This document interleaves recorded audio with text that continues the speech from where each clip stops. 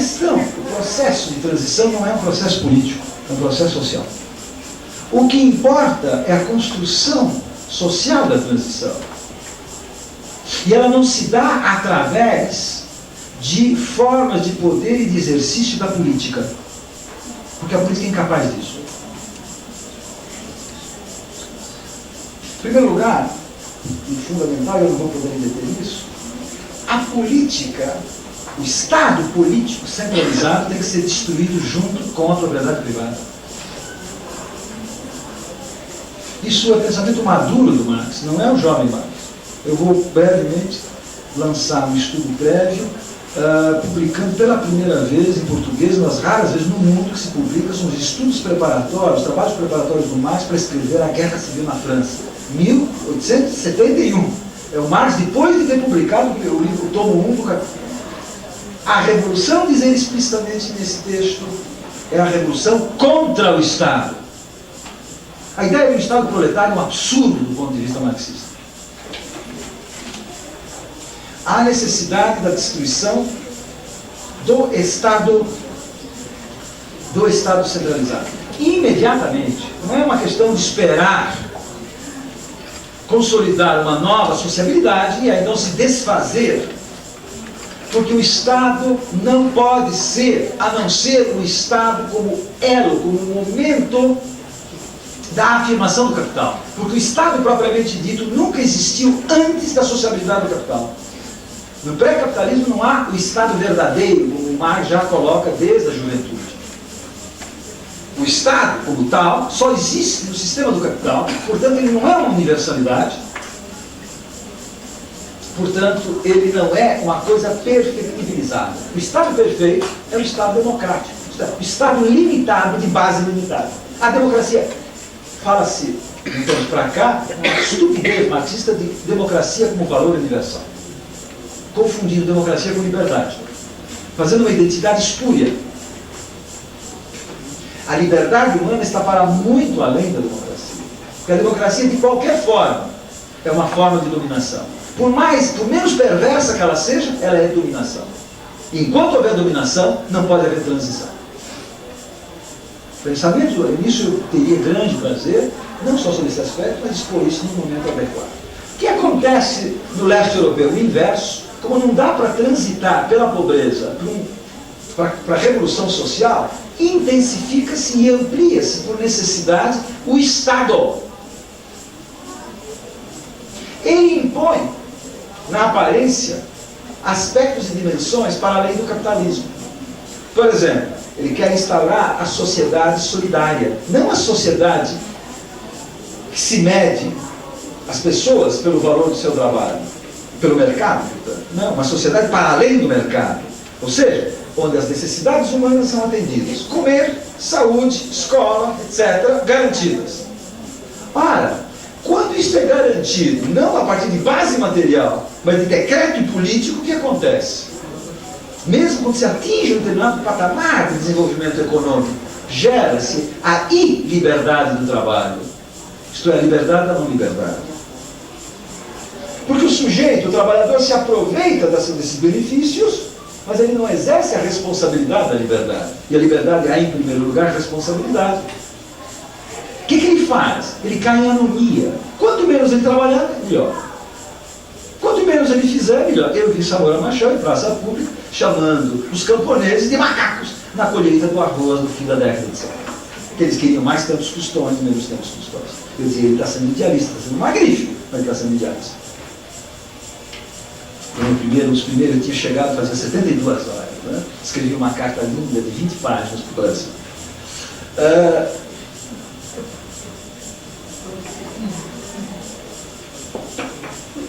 Mas não tinha forma de ser a não ser idealista. O idealismo não é uma mera corrupção ocasional de cabeça desviada. É quando você não sabe e não pode, você projeta por uma especulação. Isso dá origem ao idealismo. Então, o idealismo quer afirmar pela especulação uma potência humana. Eu falo dos grandes idealistas, né? Eu falo, obviamente, principalmente do idealismo clássico alemão, né? Eu falo no Kant, eu falo no Hegel, especialmente no Hegel, eu falo no Fichte. Mas a base disso é o quê? A base é uma impossibilidade de realização. Então é uma espécie de antecipação do Sartre. É uma espécie de subjetivismo compulsivo que tenta derreter a realidade, né? E nesse sentido tem um grande mérito, né? Mas induz a grandes ilusões. No leste europeu, não podendo transitar para a revolução social, o Estado obrigatoriamente se amplia. Ele passa a ser uma presença em todos os poros da sociabilidade. Ele infernaliza a vida em todas as dimensões. Ele se torna um Estado policial e terrorista, visivelmente. Um Estado anti-humano, porque o Estado é anti-humano. E não tem solução para isso, não tem como resolver isso. Não é possível transformar um Estado num Estado tipo kantiano, baseado no homem justo e racional. Já em 43, no começo de sua elaboração, Marx ontologicamente determina contra Hegel: o Estado racional é impossível. Por quê? Porque o Estado é o Estado de uma sociabilidade irracional, que é a sociabilidade do capital. O Estado é o Estado do capital. Ele não é uma universalidade para além das formas de produção. A política não é uma dimensão como atributo universal do homem. Em verdade, ao contrário. Com a dimensão política, o homem não completa o seu por ser homem enquanto ser. É preciso se libertar da política. Nos textos que eu mencionei há pouco, a destruição do Marx sobre a Comuna de Paris, esta é a última palavra sobre essa questão que ele dá até a morte. Ele nunca tinha dito como isso deveria ser. Ele dizia que isto era a perspectiva. Mas com a Comuna de Paris, ele que era o espírito ontológico fundamental, né? Ele não faz projeções subjetivas, mas a subjetividade dele se posta diante do real, extrai a lógica do real. Ele, da Comuna de Paris, extrai a forma de realização da destruição do Estado pela imediata substituição do Estado centralizado, que é destruído, pelo poder comunal, que já não é o Estado. É um poder político, mas que já não é mais o poder político do Estado. O Estado que não é Estado, diz ele, até no texto que veio ao público. E as pessoas simplesmente passam rapidinho por si. Ora, já no 18 de Brumário tem a mesma ideia, numa linha, não dá para entender. Eu vou mostrar desde 43, nesse texto que eu estou preparando, até 71 e mais, com a crítica do programa de Gotha, que a extinção do Estado é necessidade revolucionária fundamental, sem a qual não há revolução, não há transição. Ora, o século XX mostrou o contrário, e não mostrou porque o Lenin se enganou, o Trotsky se enganou e tal. O Trotsky não sabia muito disso, e o próprio Lenin não ia até o fim. Não compreendia isso até o fim. Ele sabe, pega esse estado de revolução, ele faz uma acadêmica bela, uma bela exercitação acadêmica, que o Estado precisa desaparecer. Mas parece um capítulo, né? É como uma monografia. O que vem depois tem algum vínculo com aquilo, ele registra a ideia, mas ele não pode executar nem minimamente essa ideia. Ora, nós chegamos aqui no leste europeu, aquilo não é nem capitalismo e nem socialismo, Chegamos a uma sociedade não capitalista, porque não tinha propriedade privada e não tinha mercado, mas a uma sociedade regida pelo capital, sob a forma de um Estado que tentava, ilusória e progressivamente, de forma truculenta, afirmar um poder para além do capital. Ele gera, como eu já disse, a iliberdade do trabalho, a irresponsabilidade do trabalho. E chega, então, ao quê? Na medida que o trabalho é irresponsável e na medida que não tem mercado, este capital que continuou presente e regendo a vida do leste europeu se atrofia, estagna. Esse capital estagnado e atrofiado precisa do mercado para poder continuar. Perestroika, glasnost, é a tentativa de se antecipar diante do desastre iminente, como todo no último ano nós vimos, e repor formas, sucumbir às formas capitalistas de economia e do Estado, E é incrível como alguém ainda conseguia ver na Glasnost, na perestroika, a promessa ou a possibilidade de um aperfeiçoamento do socialismo. Este babaca do PCB, o que foi candidato a presidente, né, que nunca leu uma linha do Marx, né, ele é um insulto a qualquer inclinação marxista. Como é que ele chama? Roberto Freire. Né? Vem me falar na renovação do socialismo, ou como esse genuíno, né, que pode entender de espingarda da década de 50, mas de reflexão marxista não tem a mínima.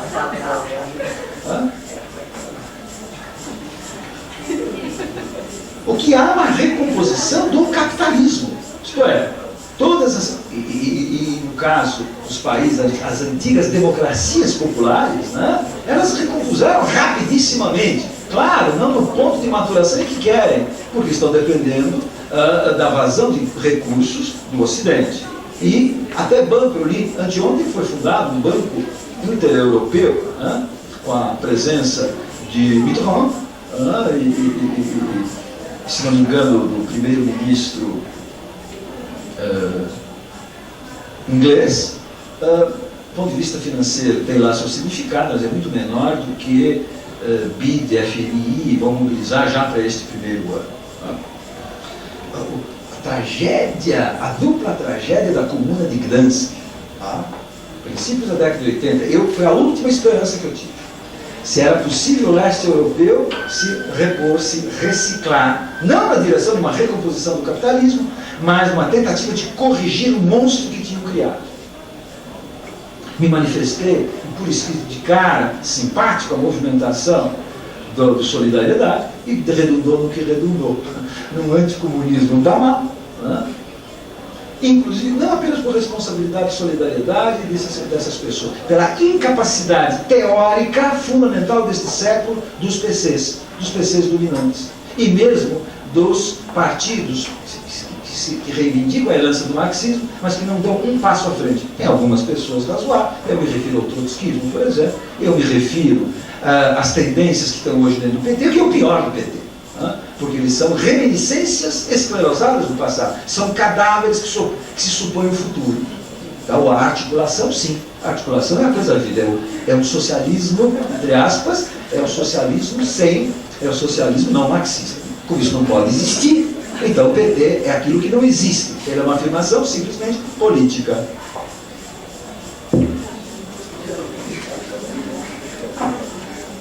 Toda a questão se mostra aqui como o leste europeu, tendo um dos aspectos, uma das dimensões fundamentais, o desastre do leste europeu tem um traço. Não é a política errada, ou a política a qual faltou este ou aquele ingrediente, é o excesso de política.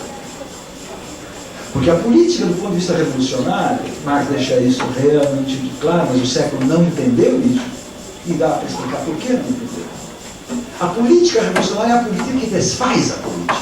Eu não estou pregando aqui nem o sentido da extinção anarquista do Estado, que é uma ideologia e uma teoria da ordem do capital. O anarquismo é um pensamento derivado do capital, não é um pensamento derivado da perspectiva do trabalho. O primeiro a pensar nesse sentido foi um homem muito anterior ao Marx, o Fichte. Né? O Fichte é o primeiro a falar na necessária extinção do Estado, só que ele se embananava tanto que cada livro que ele escrevia, ele complicava mais e fortalecia a existência do Estado, porque ele não continha ontologicamente o que era o Estado. E o Estado o que é? O Estado é a usurpação de energias sociais que são alienadas da sociedade. Isso é a determinação do Marx. O que é o Estado? É o quadro de energia social usurpada da sociedade. A extinção do Estado é a recuperação dessas energias pela sociedade, pelos homens. Isto não ocorreu no leste. O elemento decadentista está inteiramente posto. A restauração capitalista, com maior ou menor velocidade, está aí.